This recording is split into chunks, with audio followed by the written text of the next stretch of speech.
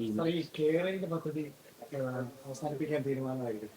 മാത്രമല്ല മഞ്ഞക്കുറ്റി അടക്കമെല്ലാം തീരുമാനം. അത് നമ്മൾ അത്ഭുതപ്പെടേണ്ട. UDF കേരളയിൽ പദ്ധതിയെ തുടക്കം മുതൽ എതിർത്ത് വന്നവരാണ്. അതിനെ വലിയ സമരം നടത്തിയതാണ്. അതുകൊണ്ട് അത് വേണ്ടെന്ന് വെച്ചത് അത്ഭുതമൊന്നുമില്ല.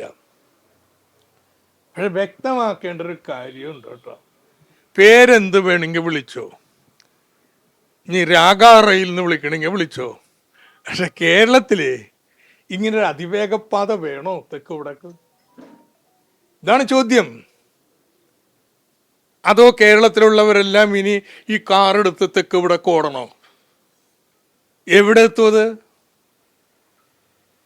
ഇപ്പൊ തന്നെ പണിത 4 വരിപ്പാതകള് ആ പണിത് ഒന്ന് ഉദ്ഘാടനം ചെയ്യുമ്പോഴേക്കും തിരക്ക് മൂലവും വേണമെങ്കിൽ നിങ്ങൾ ആലുവ തൃശ്ശൂര് അല്ലെങ്കിൽ എറണാകുളം തൃശ്ശൂർ ഒന്ന് യാത്ര ചെയ്യും.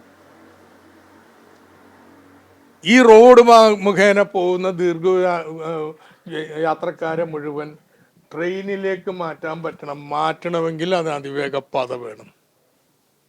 ഇത് പാരിസ്ഥിതികമായിട്ട് ഏറ്റവും അനിവാര്യമായിട്ടുള്ള ഒന്നാണ്.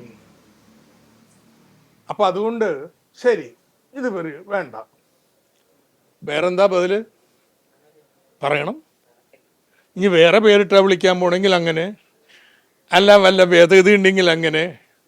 LDF തന്നെ പറഞ്ഞതാണ്, കേന്ദ്രം കേരളയിൽ അനുവദിക്കുന്നില്ലെങ്കിൽ എന്നാ പിന്നെ ഞങ്ങൾ കേന്ദ്രം പറ, അതനുസരിച്ച് ചെയ്യാം. അവര് RTDS പറഞ്ഞു.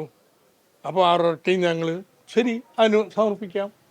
ഞങ്ങൾക്ക് തുറന്ന മനസ്സുള്ളൂന്ന് ഇത് തന്നെ വേണമെന്നുള്ളതല്ല. ഞങ്ങളുടെ നിലപാട് കേരളത്തിൻ്റെ വികസനത്തിന് മുന്നോട്ടുള്ള പോക്കിന് ഇത്തരത്തിലുള്ള ഒരു അതിവേഗ പാത അനിവാര്യമാണ്.